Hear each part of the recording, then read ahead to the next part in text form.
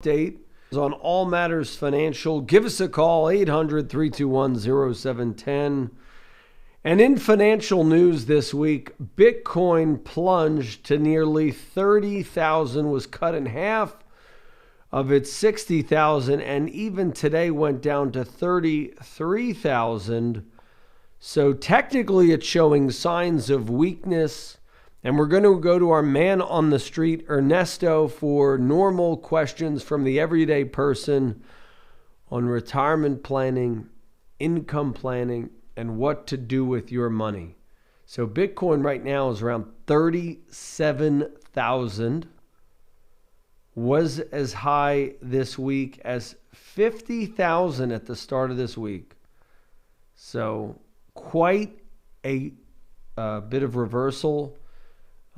It came on thoughts of Elon Musk saying that Tesla would no longer accept Bitcoin for purchases due to its negative effects on the environment. Here's the thing, folks. Do not do financial planning based on what Elon Musk tells you.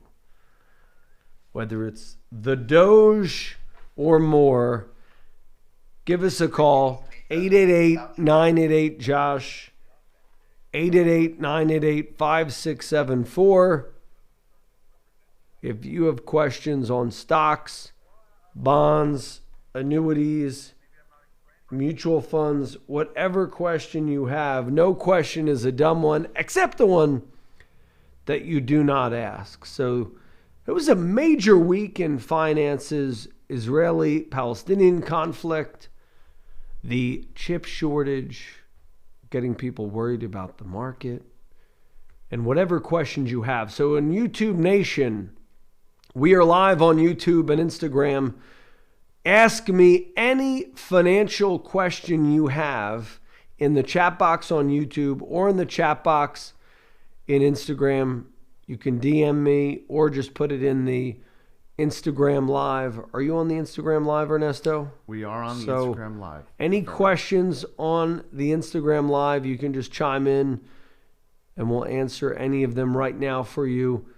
I always love to hear what you have to say. But first, Ernesto, what financial questions do you have for us this week? Well, I actually have some good news for you from out here in the heartland. You know, I have to thank you. The heartland, we're New Jersey. I know, just trying to, romanticize living in. I would love to live in the heartland. We're in the heartland of New Jersey, the heartland of New Jersey, New York.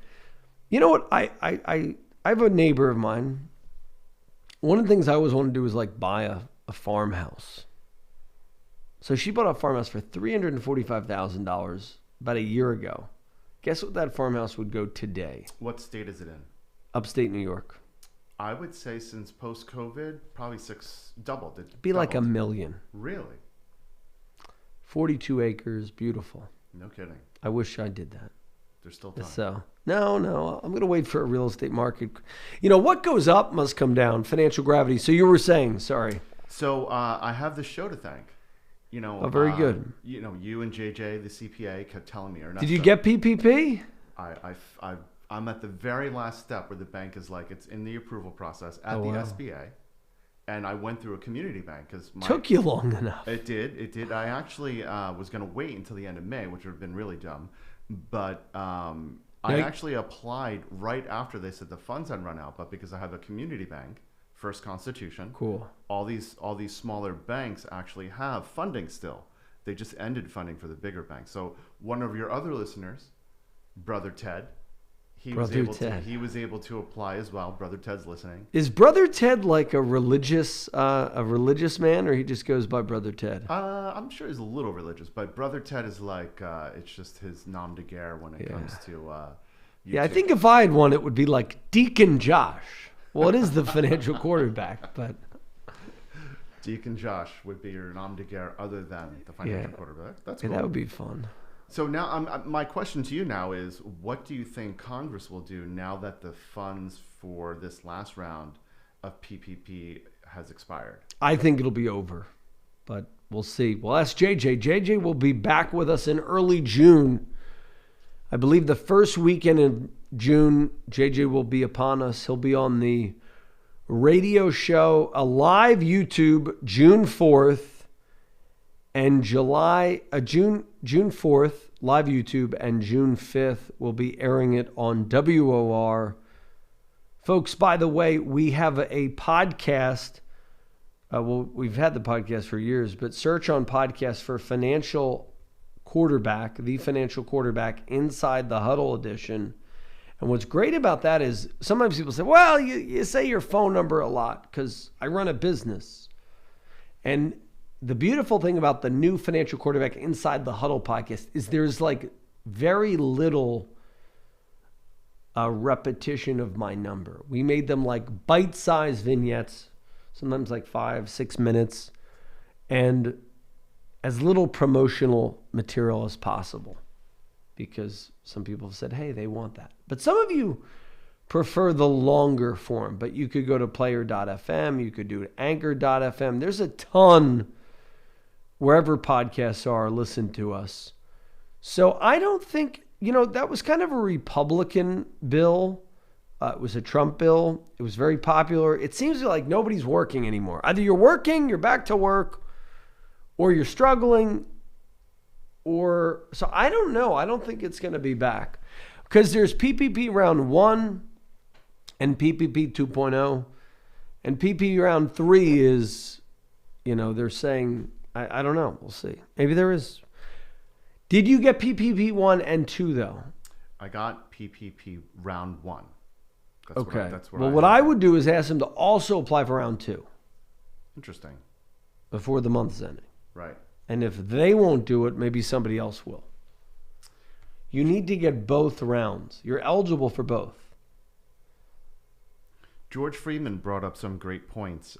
He was saying how, getting through COVID was one thing, but what he's most alarmed about is the ramifications of all these market irregularities from the shutdown. So I think that on the East Coast, where the states and some of the West Coast states that were shut down for prolonged periods of time, I think there's going to be a wave of evictions, and I think that it's going to be a major problem going into an election year. So I'm curious to see what's going to happen. Yeah, I hope. I hope for the sake of affordability. See, we've divorced ourselves from the business cycle. Folks, normal economics, whether you're Republican or Democrat, used to be you would have a period of boom, say the 90s. Then you would have malinvestment, say money being allocated towards the pets.com craze or the dot bombs. Then interest rates would rise to maybe curb inflation, as they would say. And then you would see the market crash. Things would reset. Wealthy people who made stupid bets would lose everything. And then money would change hands, and that would actually make things much more affordable. You would have a reset in asset prices. We have not had a reset in asset prices since like 2008 now. So we are divorced from economic reality. So this economy is sort of dead and only alive through massive amounts of money printing. The question is, will they ever let the country face economic problems? I don't know. I don't think so. We'll see. So what will that mean? It will mean the dollar will be worth less, taxes will go up, and maybe people lose their homes. But here's the thing. That's part of the economic way of life. If people don't lose their homes, you never have a resetting of asset prices. Does that make sense? So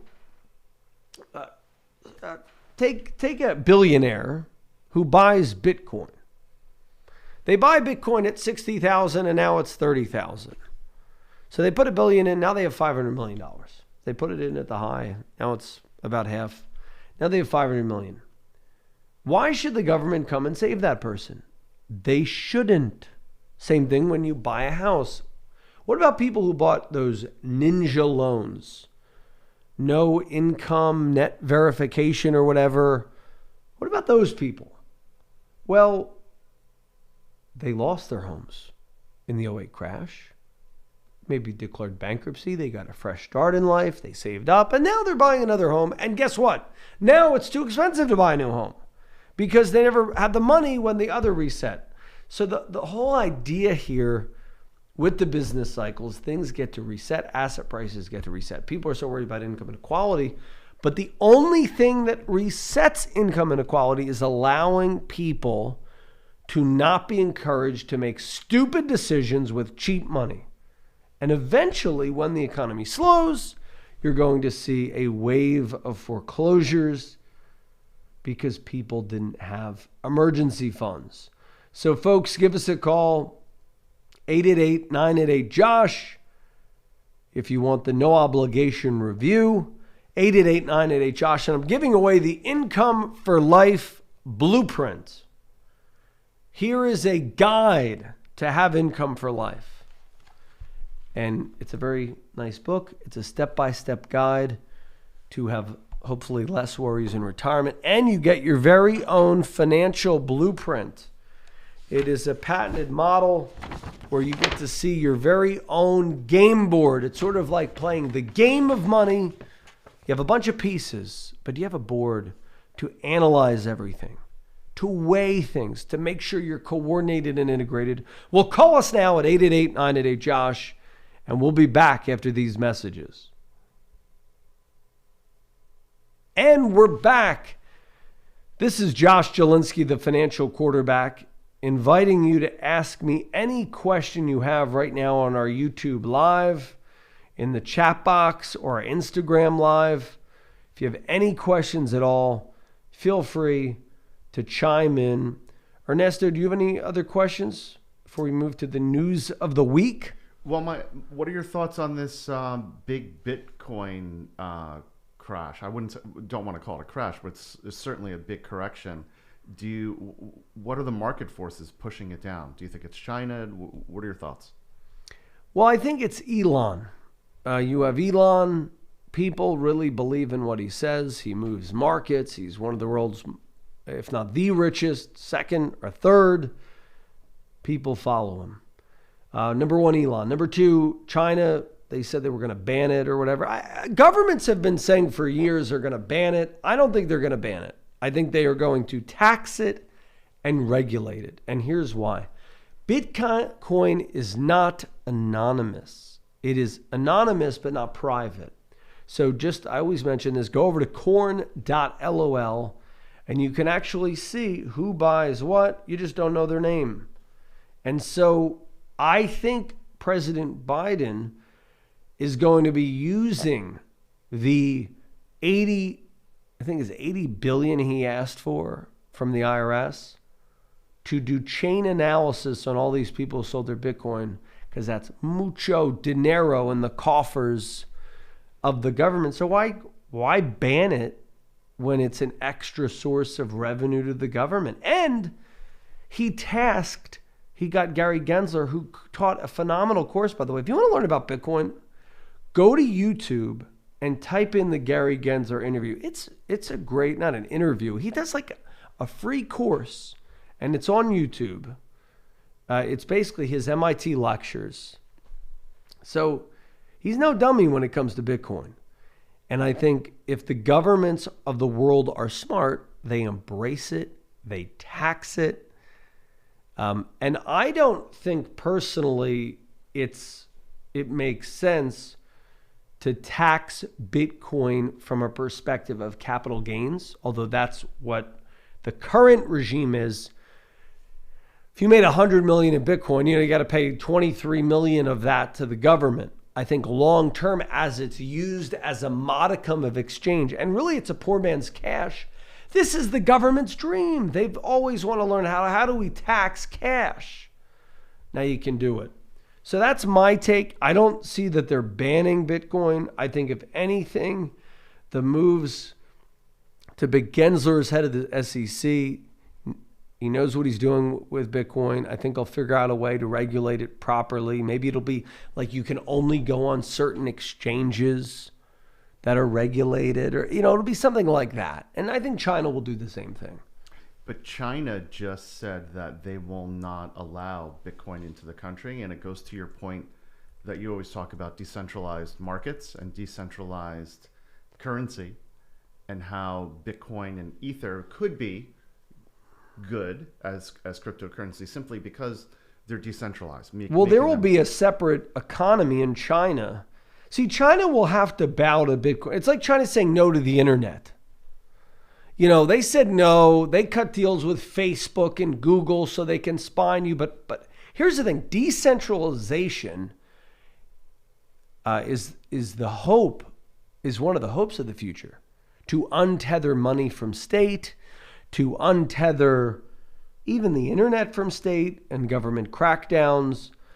But I would be very clear that China may crack down on Bitcoin. And I believe the article was that they're cracking down on Bitcoin mining and trading behavior. I don't think they're banning it. And if anything, if you think about China's tough talk comes just a day, this is from CNBC, after U.S. officials pledged to get tough on those using Bitcoin to conduct illegal activity broadly using tax evasion. That's just what I'm saying. They're not saying they're banning it. They're saying they're going after the tax evaders, and good for them. I mean, I'm all for a flat tax. Pay the government 10%, 15%, live on the rest of your money. China's talk says the Treasury Department said it will require reporting on crypto transfers of more than $10,000, just as with cash. Concerns in China center on a number of issues, such as Bitcoin mining. So again, that's mining and it's trading. You know, it's not so much banning it. And if they do ban it, let's say that China were to ban Bitcoin, it doesn't really stop it. It's sort of an inevitable thing because people don't want to have money that's tethered to state where it can be devalued. So you got to realize Bitcoin can be taxed. It can sort of be traced, but they want it taxed. That's the big thing. So I sort of think this is a non-issue. Although now Bitcoin's down to 36,730. So maybe it tests lows of 30,000, but we'll see. Every day as we move about. I think it is the future of money. I think, it's like fighting Amazon. For years I said, Amazon doesn't make any money, doesn't make any sense. And then Amazon defied people for years. So we're going to talk about RMDs. We're going to talk about special rules for spousal beneficiaries. The Secure Act may have upended the rules for inherited IRAs. Are you familiar with the Secure Act? It's a landmark piece of legislation that will make your IRAs taxed even more than you ever thought possible. But the rules for spouse beneficiaries remain as advantageous as ever. In fact, naming a spouse as an IRA beneficiary is a better option than ever before. Now, an older spouse beneficiary will get much more favorable payout options than a much younger adult child. Why? That is because the adult child must use the 10-year rule. No such restrictions exist for spouses. The Secure Act keeps all special benefits for spousal beneficiaries. So you have an IRA, you have a 401k, you work. Then you die, you leave the money to your spouse. Your spouse's IRA will be treated just like it was their own.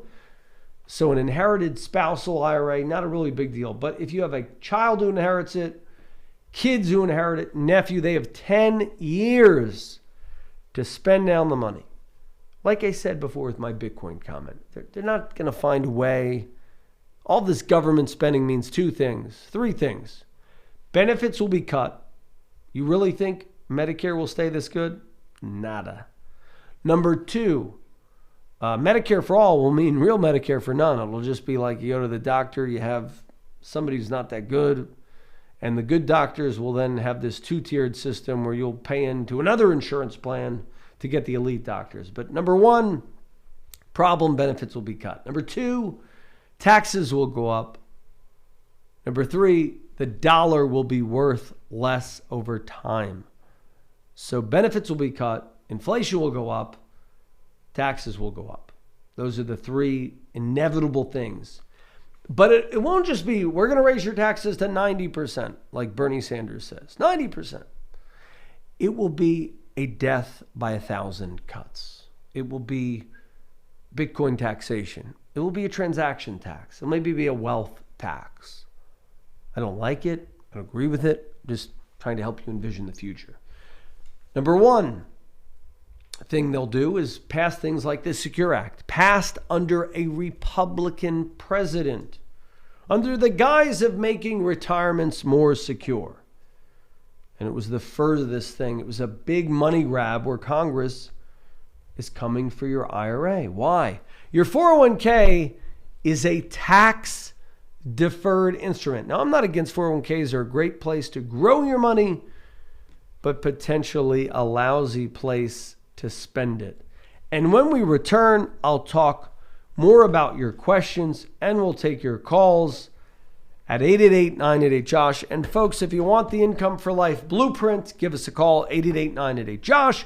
We will outline your very income, your plan, not somebody else's, not a carte blanche plan, but a customizable Income for Life program so you can see how am I going to live from 55 to 95, 65 to 95, 45 to 95, how much you're going to get not just as a paycheck, but as a playcheck in retirement. So call us now if you want to get a retirement plan going. If you have a retirement plan, you want a second opinion on your wealth, call us now, 888-988-JOSH, 888-988-5674, 888-988-JOSH. We'll be back after these messages.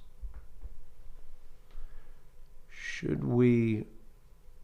Your mic is live. Should we stop these in the breaks?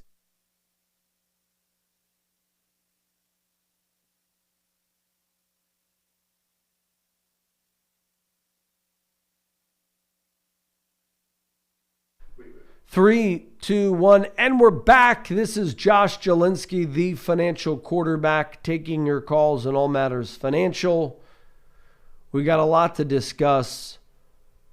The calm before the storm, Secure Act IRAs. This is from IRAhelp.com. Special rules for spousal beneficiaries. The special rules for spouse beneficiaries only apply if the spouse is the sole beneficiary.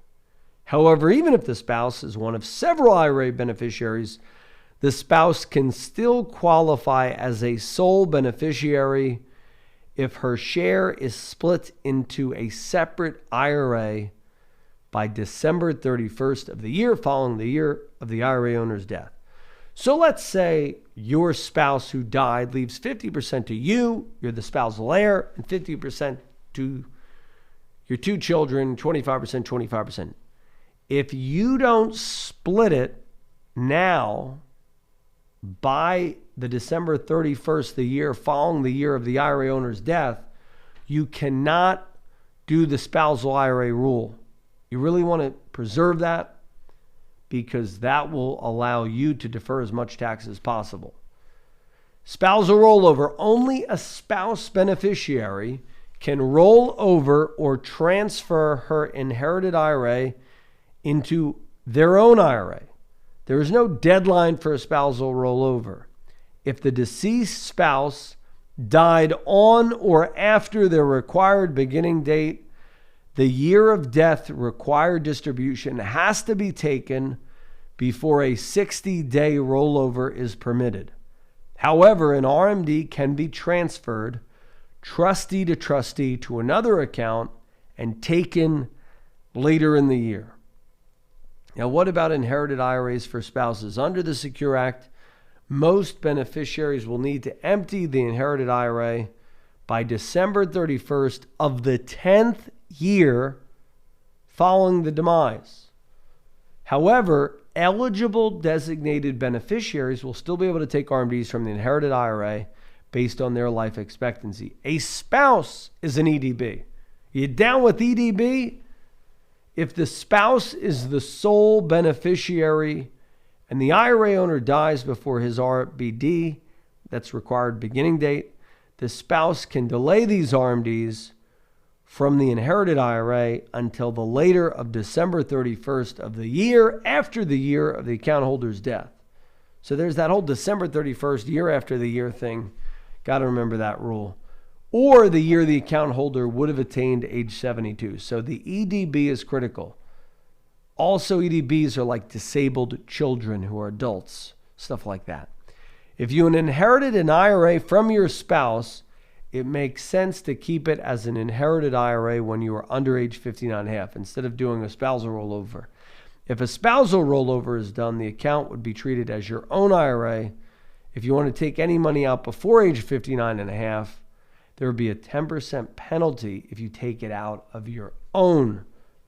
But this 10% penalty doesn't apply to inherited IRAs. So that's one thing that you may be aware of. So what's the example used? Francie dies before her required beginning date at 50 and names her spouse Brian as the IRA beneficiary. Brian is 53 years old. He has two choices. He can either keep the inherited IRA or do a spousal rollover. If Brian chooses to remain a beneficiary, he does not have to begin taking RMDs from the inherited IRA until December 31st of the year that Francie would have attained age 72. Now, also, how do RMDs work if you have a DB plan?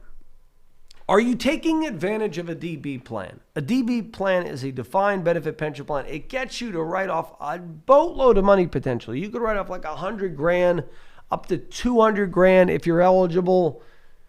If you're nearing retirement, 10 years from retirement, 20 years from retirement, making a lot of money and you don't have a lot of ways to defer taxes, a defined benefit plan could be right for you.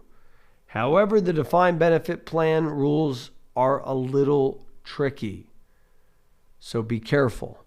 But if you want to look at a DB plan or a DC plan, if you're paid too much in taxes this year, just got done with your taxes and the taxman said, oh, you owe a lot of money, look at doing IRAs, look at doing DC plans, look at doing DB plans. They are a great way to save money both now and in the future. So you want to definitely look into this stuff.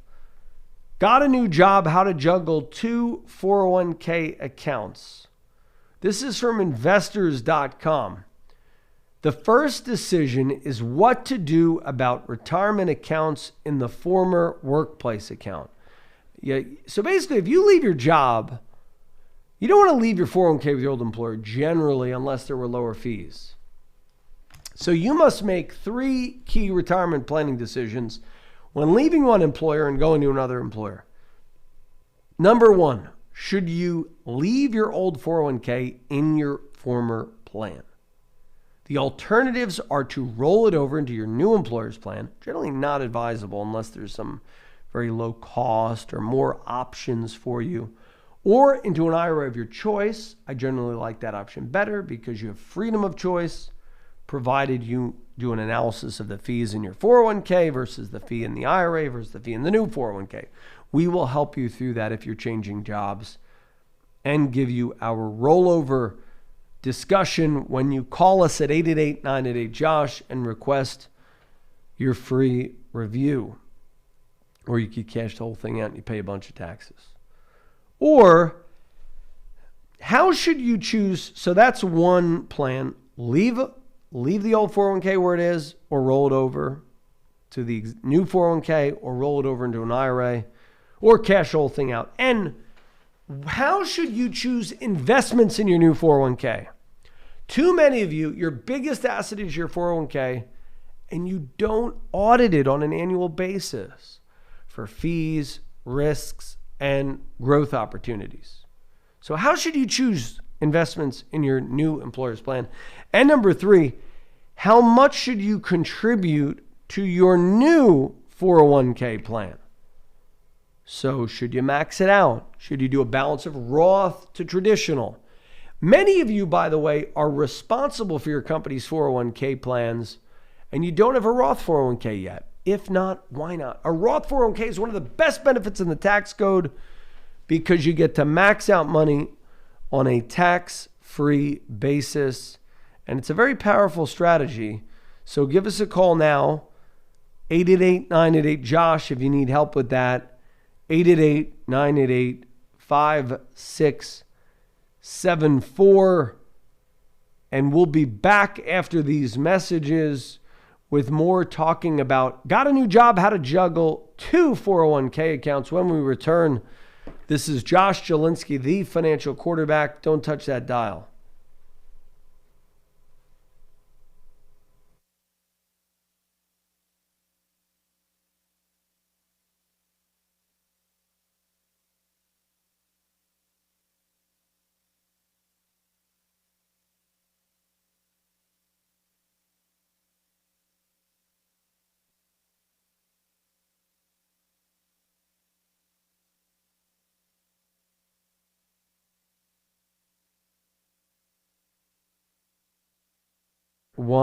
And we're back. This is Josh Jalinski, the financial quarterback, taking your calls on All Matters Financial at 800-321-0710. If you have questions on stocks, bonds, mutual funds, give us a call at 888-988-JOSH and get your free financial review. We will audit everything on a basis of risk, fees, and what's right for you. So your first decision when you change jobs is what to do about the retirement account in your former workplace account. And the second new decision is what to do with the retirement account offered to you by your new employer. Likewise, countless other workers are being offered entry to or being automatically enrolled in new 401k and related plans as their employers get gobbled up by former rivals. How companies built huge rainy day funds through the pandemic. With the U.S. pandemic apparently winding down, 53% of U.S. executives say they will spend cash like that instead on mergers and acquisitions, according to the consulting giant PwC. That will mean millions more workers from small targeted employers getting access to 401k plans in bigger takeover companies, says Eliza Gabal, Vice President of Fidelity Investments Unit that studies behavior by plan members. 3 key retirement planning decisions. It's vital for workers to make the most of these retirement savings opportunities. You've only got so many years of work to build your retirement savings. It's critical to make every year count. You've got to make every dollar you contribute count. For that matter, you've got to contribute as many dollars as possible. Now take a look at those planning decisions, starting with what to do with your old 401k. Cashing out is the one thing you should rarely, if ever, do. Generally, you should only consider a lump sum distribution if it's the only way to solve a retirement finance emergency. The main drawback is that taking a lump sum distribution out without rolling it over triggers a big tax bill on the entire withdrawal. Second, you won't even get all the money. The plan withholds 20% in anticipation of your tax bill. If you're in a higher bracket, you'll owe the balance when you pay that year's tax bill. Third, if you're younger than 59 and a half, you'll get a 10% penalty. Fourth, the withdrawal strips the money of the tax-deferred protection that is enjoyed inside of your account. And fifth, if the balance is too big, you could be thrust into a higher tax bracket. Cashing money out of your old 401k can make retirement planning sense if you roll it into a Roth IRA or Roth 401k so you can get tax-free withdrawals later. But there's only one safe way to do it, says Ed Slott, founder of IRAhelp.com. Arrange for a direct rollover. The money goes from one account into the other and not to your hands. It's still taxable as income, but it retains the availability to grow tax-free inside the account. A direct rollover avoids the problems with an indirect rollover. Except for the tax, you can't avoid that. Now, what to do with your old 401k account? So your two main choices about what to do with your old 401k are to leave it in place or to roll it over either to an IRA or your new employer's 401k plan. The main advantage of an IRA is that you'll almost certainly have more investment options. A second IRA advantage is more flexibility when it comes to withdrawals. 401k plans often have more restrictions. IRAs often have simpler rules and more investment choices. You know what? The biggest thing that I'm annoyed with the current 401k regime is there's one type of bond fund, one type of stable value fund, one type of S&P 500 fund. There's such a limited amount of options in your 401k. I think we need to do a lot of work at changing that. Because of the fiduciary rule passed by the Department of Labor for 401ks under the Obama administration around 2012, I believe, you basically have President Obama's menu that his experts picked. And the nice thing is, typically now there are lower cost options, but typically there aren't any options. So you can't properly diversify an account in different asset classes. If you are in charge of your 401k menu, if you have the ability to do a rollover, call us at 888-988-JOSH now and see if a Roth rollover is right for you, an IRA rollover, or maybe you should leave it where it is. Rolling it over to your new plan has two additional advantages. So this is part of the article is saying maybe you don't roll it over. So the advantages of rolling it to an IRA are freedom of choice, simpler rules. On the other hand, if you're still working, one of the benefits of keeping it in a 401k, you get tax deferral growth till you're 72, which you also get in an IRA. Keep the money in a 401k so it won't be subject to required minimum distributions. So there's something called the still working exception. So if you're over 72, maybe you keep it in the 401k so you get that still working exception. But if you're under 72, plan on retiring before you're 72, gee golly, I hope so. Basically, you could do an IRA rollover.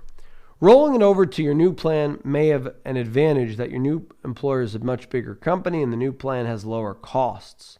Second advantage could be convenient. It could be convenient to kind of have it all in one place. How to select investments in your new plan. If you roll your old 401k into an IRA, you're on your own in terms of some of your most important and difficult retirement planning decisions selecting investments. So if you do roll over to an IRA, make sure you have a financial advisor to help you with that. You also want ones with the best costs, lowest costs that suit your time horizon for withdrawals, goals, growth with income, and stomach for periodic volatility. In a 401k, you're limited to a much smaller menu of investments, like I said. Either way, through an IRA or 401k, target date funds could be available. Although I don't really like target date funds. It's kind of a dummy option. So Obama's administration sort of had the menus that everybody doesn't like that are very low cost. President Bush actually did the target date evolution, which is kind of dumb. It'd be much better to have basically the target date option is a dummy version where you select the date you're going to retire. I'm going to retire in 2025. And they pick the right mix according to who? According to some fun family, not according to you and your family. So to me, it's one of the reasons, if you have a 401k, I really would tend to avoid target date funds. On the other hand, in a 401k plan, you're more likely to get access to services such as investment advice. Even if you must pay for it, it'll likely cost less sometimes than an outside planner. That's one potential benefit. 401ks offer cheaper advice, but that's not usually advice. Because when you have 401k advice, so for example, most financial planners don't run the 401ks. The large companies do. So you call the 800 number, and it's like you have Jake. And Jake says, oh, I can't give you financial advice. You're like, well, I thought that's what you were, and you're really not. So, and then the biggest thing is, what should you contribute? Most people recommend contributing between 10 and 15% of your pay into a 401k. and take advantage of the match. Whatever the formula is, try to contribute enough to get the full match. Otherwise, you're giving up free dollars. And so, folks, give us a call now, 888-988-JOSH, and I'll give you your very own income for life blueprint today. You'll get your very own customizable model. Call us now, 888-988-JOSH, and get this beautiful income for life blueprint. You get to see your very own financial life from a protection, savings, and growth component. And when we return, I'll talk a little bit more about the model that we use to help you verify economic decisions. And if you have a chat, leave it in the YouTube chat. Give us a call, 888-988-JOSH, 888-988-JOSH, 888-988-5674. We'll be back after these messages. No, we're not in. I don't...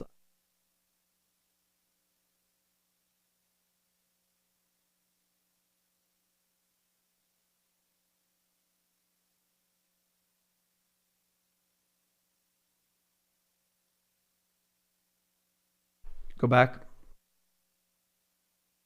2, 1, and we're going Instagram Live as well, YouTube Live. So if you have a question for me, put it in the chat box. I will answer your question directly. We're talking all matters financial. We got a question. What is the question, Ernesto? Go ahead. So for the self-employed, how do we set up how does one set up a 401k or a Roth 401k? Like, so we call your office. Well, that's great. Well, first you call my office, 888-988-JOSH. But let's say all you have is $500 a month. You don't really even need to set up a Roth 401k. Just set up a Roth IRA. You could call us, 888-988-JOSH. Call your financial advisor. $500 a month. You can put up to $7,000 a year in a Roth without any fees that it would take to run a 401k. But let's say you can do more than the $7,000. Then you would set up a Roth solo or a solo 401k, and you could bank up to $26,000 and get a write-off. And there are all these types of savers credits too. So if you don't make that much money and you're like, well, where do I start? Start with a phone call, but start with a couple $100s a month in an IRA. You may get the savers credit. That's another big benefit. And if you're a small business owner, you may get some tax credits. Part of the Trump tax code allowed for tax credits. Biden is not looking to get rid of those for small businesses who set up 401ks. You can set up the Roth 401k. When do you do a Roth 401k versus a traditional? You do a traditional 401k if you need the write-offs. You do a Roth 401k if you're not paying that much in taxes anyway, and you worry about the impact of future taxation. So give us a call now, 888-988-JOSH, if you want help. Got a lot to talk about. The new monthly child tax credit payments will start July 15th. We're just giving money away. Monthly payments. Ernesto, it's time to get a child. Just adopt a kid for the tax credit. I can't find a woman crazy enough to marry me. Well, maybe just adopt anyway. Ernesto's a great guy. He likes long walks on the beach. He doesn't like walks. He likes to ride his bike. What kind of bike do you have? I have a Swiss Army bike. Swiss Army bike. You'd think that since I yacht, I could get someone, but no. No. But that's because it's not your yacht. It's true. Although it's a nice yacht. I went on that yacht. You did. Why have a yacht? If you can borrow Ernesto's friend's yacht, I think we paid him a couple $100. It was a great day. It's true. And then for the price of fuel, so this is the thing about it, world of inflation. Ownership will have its cost. And there will be a benefit of renting because the guy with the yacht will be paying so much in gas, he'll pass the gas on you, but he'll be like, I just need to eat. Give me $50. Buy people lunch. And, because lunch will be so much. Folks, we have no idea the problem of this money printing. It's been so long since we had rampant inflation, and we have it upon us today. What do? Well, you get a financial review. You save more money because the answer to inflation is more money. That's the only answer to inflation. People say, well, what do I do, Josh? How do I combat inflation? Well, you make more income, you save more in stocks, you buy real estate, you buy gold. Gold's a great opportunity right now due to inflation because gold and you could buy gold ETFs, very low expense ratios. Gold kind of didn't go up as much as it should have with all this money printing.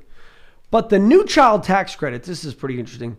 Or if you want to combat inflation, have a child. Doesn't say you have to be married here. So now the government is encouraging that. Good news for parents. Monthly payments through the new federal enhanced tax credit will begin July 15th. Folks, this is a form of universal basic income. The credit will go to roughly 39 million households with about 65 million children, or 88% of the kids in the U.S. Not my kids. My kids aren't getting this. I'm not getting this. The expanded credit was established in the American Rescue Plan signed into law in March. It will neither rescue America nor is it American. It's really very, it's like something out of China or Russia. And it doesn't cause us to rescue because it's going to sink us further into the pit of inflation.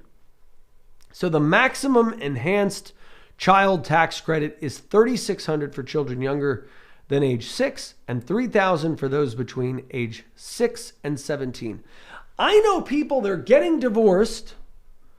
So let's say you have a husband and a wife, and the wife doesn't have as high of an income as the husband. So let's say the husband makes $200,000 a year, the wife makes, I don't know, $30,000 a year, clerical or something. Or it could be reverse, right? You could have the wife makes $200,000 and the husband makes $30,000-$40,000 a year. They get divorced, but they can still live together. So they get divorced. So they're legally not together. I'm not encouraging this, by the way. So let's say you had 6 kids like me. You made $30,000 a year. Get this. You would get, I don't know if there's a cap on the amount of kids, but you get $3,600 per kid younger than 6, and $3,000 for kids age 6 to 17. Those payments will be sent out as an advance on 2021 taxes in monthly installments. Why don't they just cut taxes? Why don't they just lower taxes? You know why? They want to control human behavior. And by the way, they're not giving you money to have kids because we actually want to have more kids so we have greater tax base as a society. So this is a $250 a month credit, $300 a month, the younger one.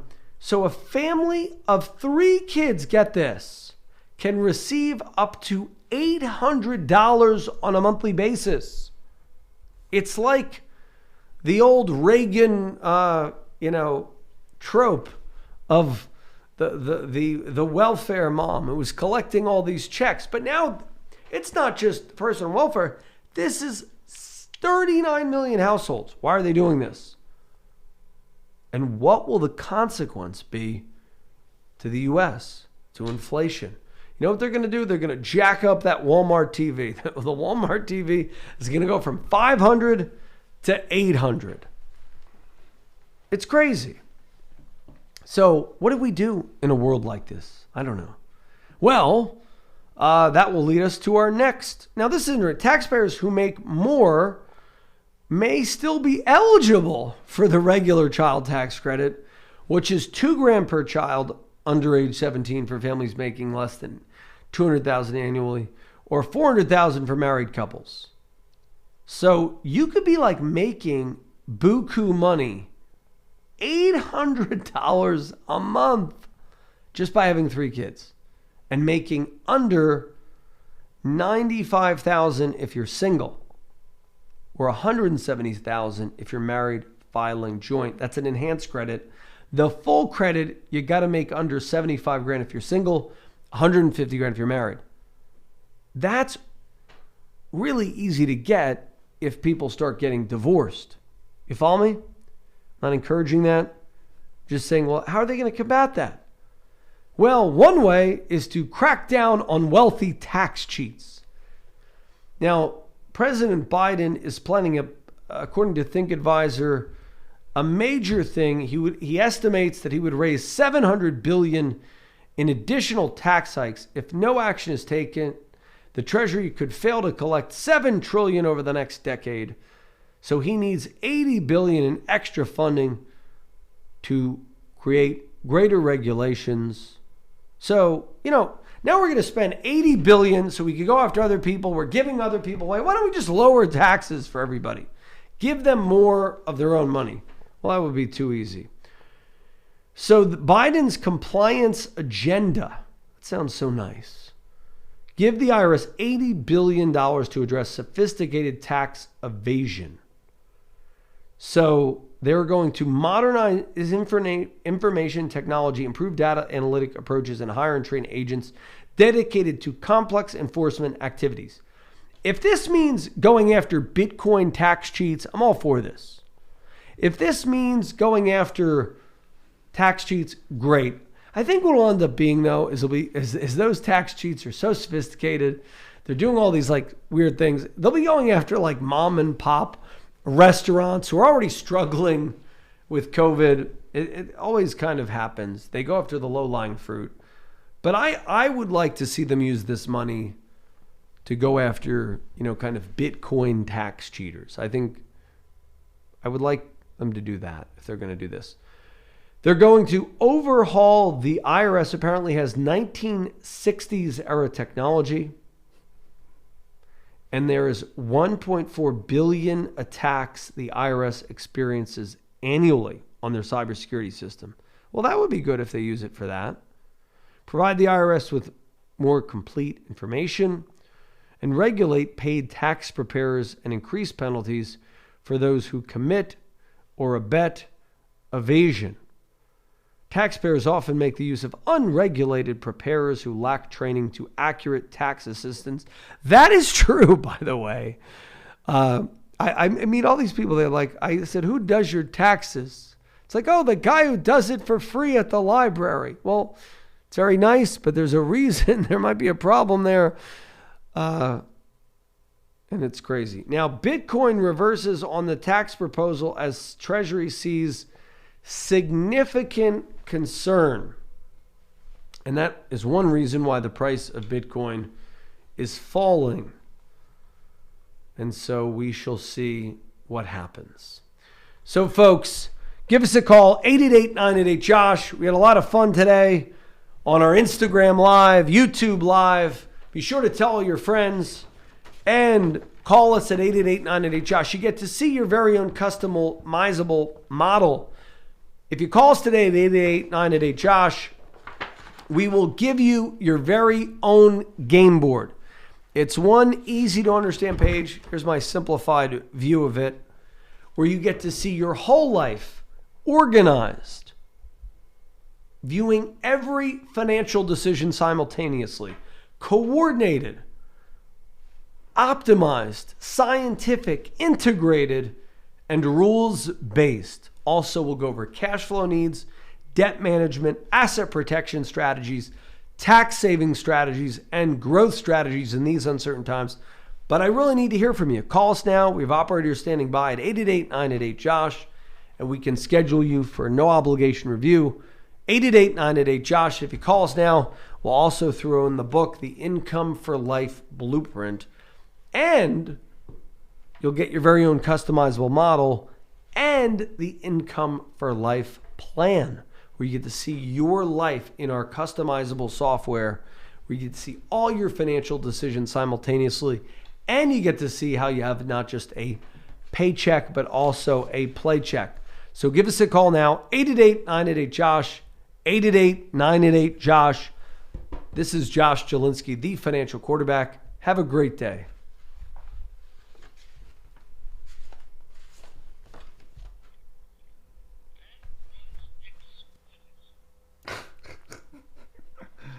My headset's turned up a little loud. How much time did we record for, bud?